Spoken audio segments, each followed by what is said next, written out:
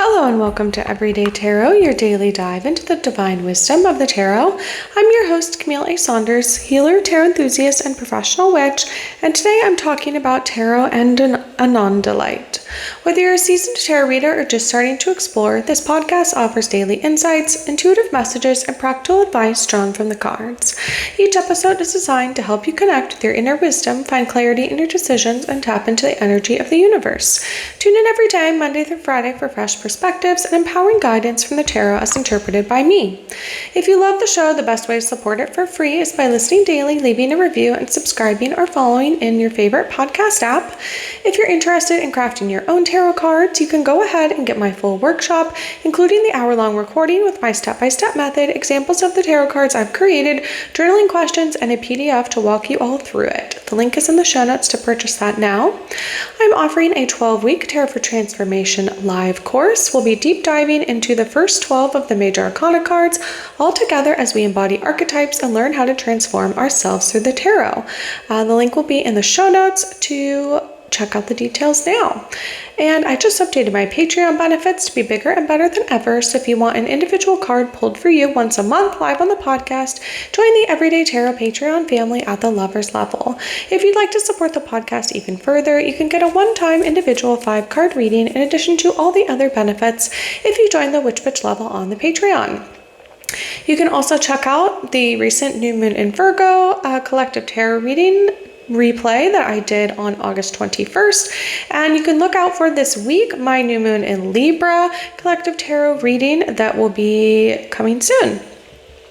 All right, if you're local, you can check out my Let's Talk Tarot meetup group. Come chat with other tarot enthusiasts, bring your favorite decks, and play with tarot and oracle decks all together.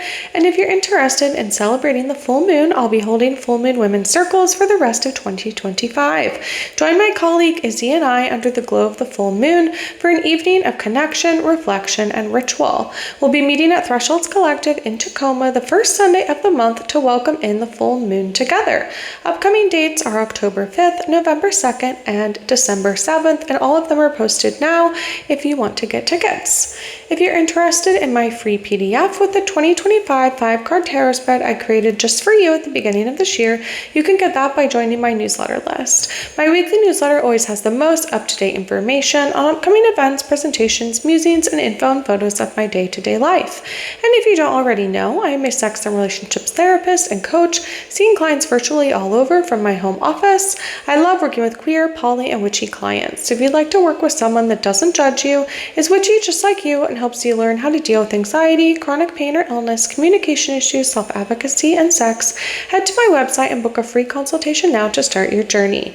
You can find the links for any of these offers in the show notes or on my website, CamilleASaunders.com/everydaytarot, in addition to the images of the cards I pull on each episode. All right, well, welcome to season 15, where I'm talking all about tarot and crystals. If you haven't listened to my other seasons yet, you can check those out. And today I'm talking about Anandalite. So I'll go through the myth, the magic, and the meaning of the card. I'll be referencing auroragems.com for Anandalite. And then at the end, we'll dive in and see what the cards have to say today to see what message Anandalite has for us. So this is a crystal that is not just new to me, but newly discovered, I guess. Anandalite, it's a variety of quartz. It's unique, named after the spectacular display of northern lights, or Aurora Borealis, also known as Aurora Quartz, Rainbow Quartz, Iris Quartz, or Rainbow Anandalite.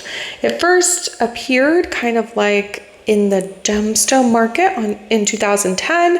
It's been found in the Himalayas, and it shows off an impressive array of surface rainbow colors. So unlike other treated quartz crystals, there's lots of different kinds of quartz, right? I talked about rose quartz, there's smoky quartz or smoke quartz, and lots of other kinds, but the rainbow colors of Anandalite are actually naturally occurring. So it's not a treatment process.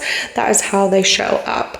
So it's a distinct optical phenomenon that results in a display of like internal spectral colors in the quartz crystal due to the interaction of light with the structural elements of the crystal. So in crystallography,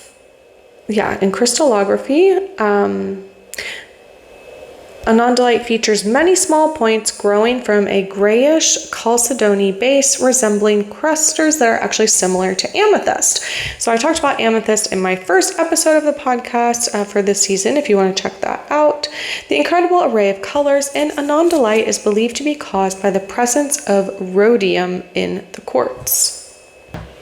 All right, so when you first lay eyes on Anandalite, it has a very magical charm. It's a unique variety of quartz, a natural wonder with a color display that rivals the Aurora Borealis. Imagine a night under the northern lights and you're halfway there. All right, so yeah, it's sort of recently discovered, and then I recently heard about it for the first time when a friend of mine, Safriana Luna, that can be found at safriana.com, or part of the Living Luna ecosystem, did a reading for me actually. And so they pulled cards for me. And one of the cards that we got was Anandalite and Lemon Balm. Talks about integrating energies, and that's about awakening and transitioning. And I can ask her what deck it's from. She pulled from a couple different ones, so I don't totally remember, or I'll maybe check my notes before I post this and get that information to you in the show notes. But yeah, I thought it was a very interesting, right? In this card, it's also paired with lemon balm. It's supposed to be very much associated with like psychic energy, manifesting, all things like that. The name of the stone, so Anandalite, it's a name in Sanskrit that's called abode of the snow, because it is kind of like a white snowy look to it. Again, kind of like amethyst, where it has all these little crystals together, but instead of purpley, it's a lot more like white, multicolored. So it says these crystals form in vugs within basalt and other trap rocks, and an environment which, under tremendous heat and pressure, gives birth to Anandalite's unique structural features. So like we talked about, unlike treated quartz, like the vibrant colors of it are all natural. So as you put it in the sunlight, it sort of reflects this amazing rainbow. The brilliant colors are the result of this kind of optical phenomenon. So it has extremely thin parallel Brazil law twinning lamellate, or periodic etching of defects on Z faces within the crystal that cause the light to diffract in different ways, right? Creating this sort of mesmerizing display of colors that you'll see. And it says it's a complex dance of light played out in the smallest of stages, right within the crystal itself. And it doesn't just play with light, it also has impressive structure. So Robert Simmons talks about this gemstone as likening the structure of Anandalite to amethyst clusters. So again, if you've seen amethyst, there's all these it's not just like one shape, there's all these smaller clusters in it. He talks about it forms from a grayish chalcedony base with clusters of small points varying from carpets of dark, sparkling druzy crystals to large crystals up to half an inch long. But it also has this flash of colors, and you can kind of move it under the light to create these like multiple angles of reflection. So yeah, it's believed that there's a presence of rhodium in the quartz, but because it's still recently discovered, that it's like not proven yet, from what I've read. And yeah, we're still trying to understand it, which is very cool. So Ananda means divine bliss. So just sort of like Aurora Borealis, which displays this very, magical light show. It's very breathtaking. Each Anandalite crystal is a canvas painted with the hues of a rainbow. It's like a kaleidoscope of colors held together in the dance of light. So if we get into meaning and symbolism, Anandalite stands out, like we said, this radiant spectrum of colors and unique structure to it. It has also spiritual significance, right? Ananda meaning divine bliss. So both gem enthusiasts and spiritual seekers of crystals are interested in it. And so because it has this sort of like rainbow energy inside of it that reflects, it's signifying vibrant colors of life, ever-changing patterns of our existence, and the delightful unpredictability that makes life such a magical journey. It's a beacon of positivity and spiritual growth, encourages exploration beyond the physical, urging us to delve deeply into the realms of our consciousness. It reminds us to embrace the colorful spectrum of our emotions for what they are, what make us human. Through its shifting hues, Anandalite signifies the inevitability of change and the beauty of evolution. The crystal's radiant display is not merely a visual spectacle, but a symbol of life's vibrant diversity. Each flash of color holds a promise of joy, serenity, love, creativity, courage, and passion, reflecting the many facets of human emotion. So if we think about its healing properties, there are these emotional benefits of it. It's known to harness the power to support emotional well-being. So in some ways similar to rose quartz, which kind of makes sense because it is another type of quartz. It aids in emotional balance and resilience. It sort of encourages us to explore various facets of our feelings. Instead of just maybe naming them one thing, we can kind of look at it from different angles, just like how the light refracts in the rainbow colors in the stone. The colors themselves can symbolize sort of this variety of emotions: joy, serenity, love, creativity, courage, and passion. And again, it's sort of its association with divine bliss, talking about its name, could help cultivate a sense of inner peace and harmony. Let's see. Yeah, it helps us support like our emotional well-being by helping us embrace the spectrum of our emotions, right? Not just the highs, but also the lows that shape us. Anandalite encourages acceptance of the colorful emotional journey, promoting a sense of emotional balance and resilience. Think of Anandalite as a rainbow in the storm, a crystal that helps navigate through emotional turbulence with its kaleidoscopic display. What else? Spiritual benefits of it. It's seen as a spiritual growth enhancer, encouraging a deep connection with the divine, believed to aid in spiritual exploration, self-discovery, and enlightenment. The shifting hues signify the evolution of the soul and spiritual transformation, and it resonates with this divine energy, which may serve as a source of spiritual guidance and inspiration. Let's see here.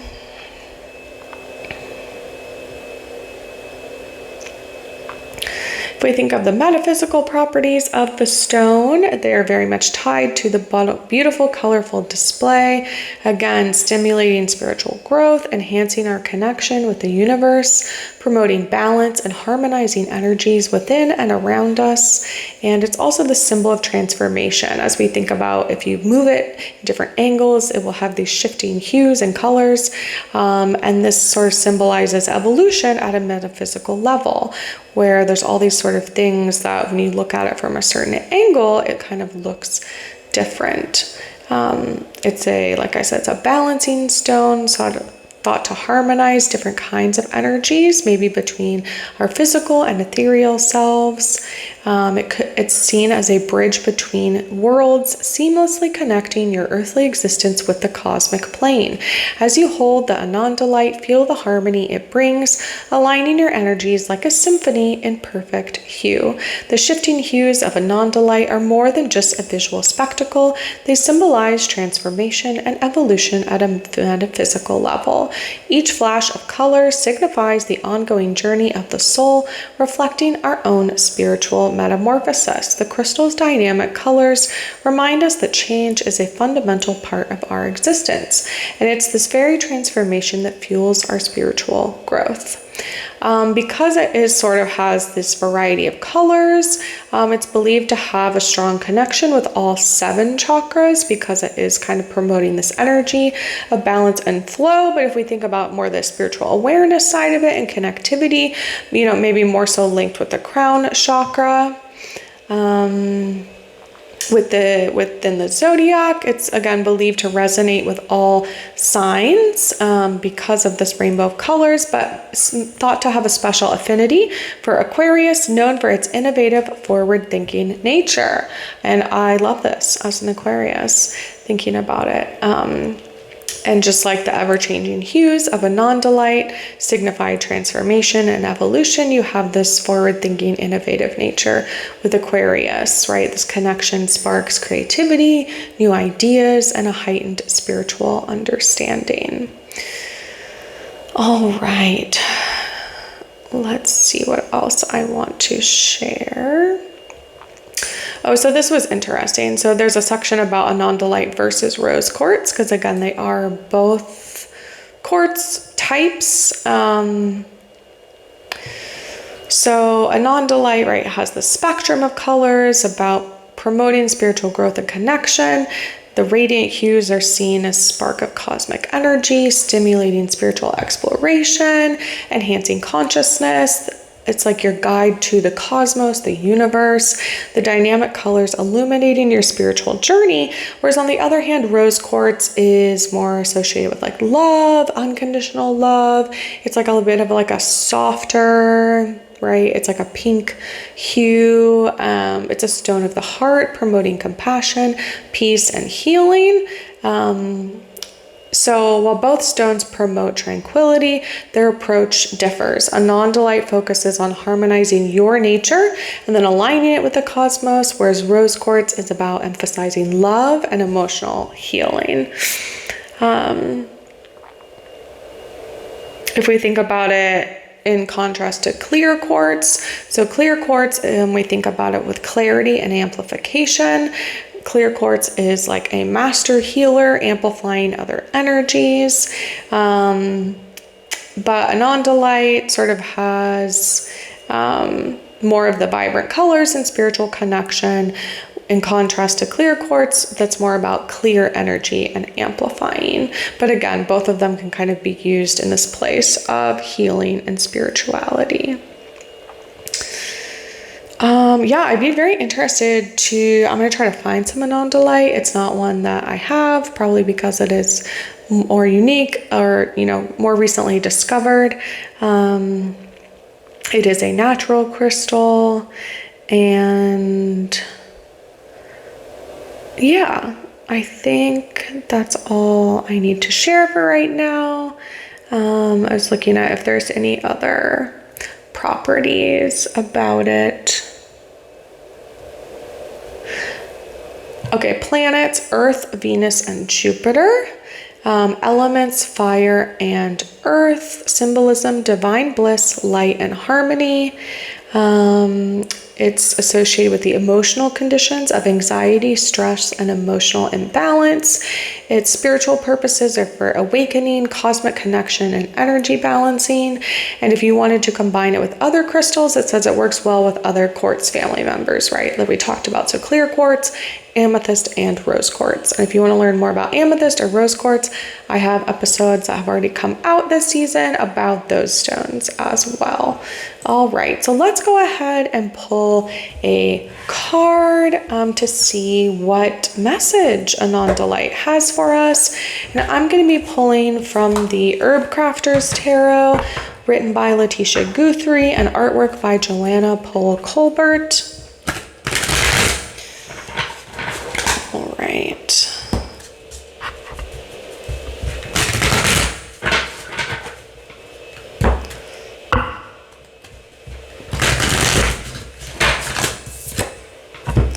Okay, I pulled the 3 of Earth Raspberry.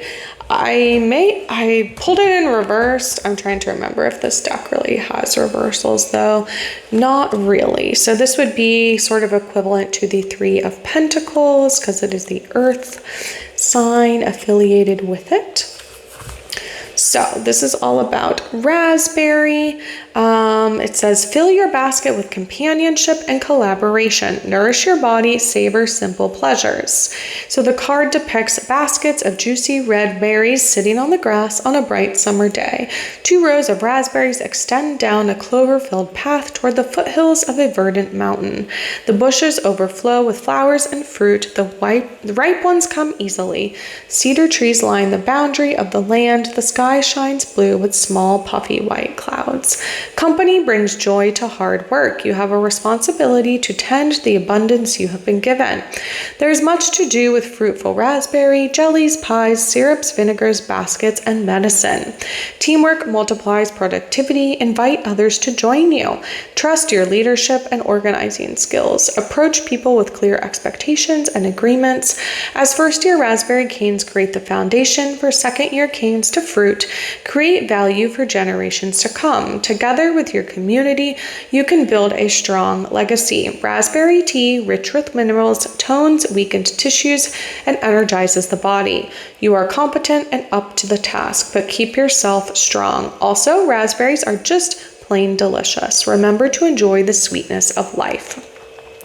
So this deck provides like crafting opportunities. So it says if you want to craft with this card, the 3 of Earth, you can take a class in your community to learn how to weave a basket with raspberry canes. You can make raspberry leaf tea to nourish and delight your body, or you can harvest ruby red raspberries at the peak of summer. Make jam with friends and enjoy it all year. And I actually just had some raspberries earlier, and I also harvested some of my raspberry canes for my mom to take to her garden because my parents just started their garden this summer. They're retired now, living at our family cabin that we kind of grew up going to as a vacation cabin, and now they're living there. So they fenced in a garden area because they have deer, and got some, veggies and stuff in raised beds and flowers over the summer. And now that we're turning more into fall, they are ready to do some more planting and get some berries onto their property. So I was able to share some of my raspberry canes because raspberries, they send out runners underground. So if you have, the canes are basically just like the stick, like the stalk of the plant, or like the little kind of bush that they are. And they send out runners. So basically their roots will send out more raspberry trees, basically, or bushes. And they can go up to 14 feet away. So in my old garden where I moved from, raspberries, especially this time of year, will like send out baby raspberry plants to start again. So the raspberries don't necessarily start as easily from seeds, but they will send out more trees underground and sort of run, as I've said, runners, same way as like strawberries or something, where they, once they're done fruiting, they send out runners and kind of root them into the ground, and that's sort of how they slowly move throughout the area, because a lot of those type of plants, the original stalks of them, like the trees or the bushes, don't thrive after a couple of years. So the way that the plants choose to deal with that issue is that they send out babies, basically, a bit away from them, in case, I think sometimes it's like in case there's like soil issues, or if they've depleted certain nutrients in the soil, they will travel somewhere else, right? Not very far, and can still be sort of fed, I think, by the original raspberry plants as they start to grow and get bigger. So very interesting. Whereas other types of plants are much more spread by seed or berries, right? Berries have seeds in them, but it just is a different kind of process. So whereas like blueberries or something, they are a different kind of berry, and they don't really send runners in that way. I think they're more spread by seed. But anyway, all right, I'll stop ranting about raspberry, but I love raspberries, and I've actually pulled this card a lot. So we have this, raspberry abundance here. All right. Well, thanks so much for joining me today. If you want to join me on the journey of using the tarot for transformation, the link will be in the show notes to check that out. Like I said, we'll be working together for 12 weeks of calls and journaling to discover what happens when we want to transform our lives through the tarot. I also plan to make this like an evergreen course after I complete it the first time, which just means that after I go through these like calls and do these 12 weeks, like I will package it up as like a course to dive into tarot for transformation, and you'll be able to purchase that in that way, even if I'm not doing it live anymore. So having recordings and talking about it. So that is also an option for the future. Links for the tarot decks I talk about will be in the show notes and on my website if you'd like to look at them or purchase them. And thanks for joining me today on Everyday Tarot. Just as a reminder, the podcast comes out daily, Monday through Friday for all of 2025. And if you email me, me@CamilleASaunders.com with your thoughts, questions, and more. All right, see you soon. Bye-bye.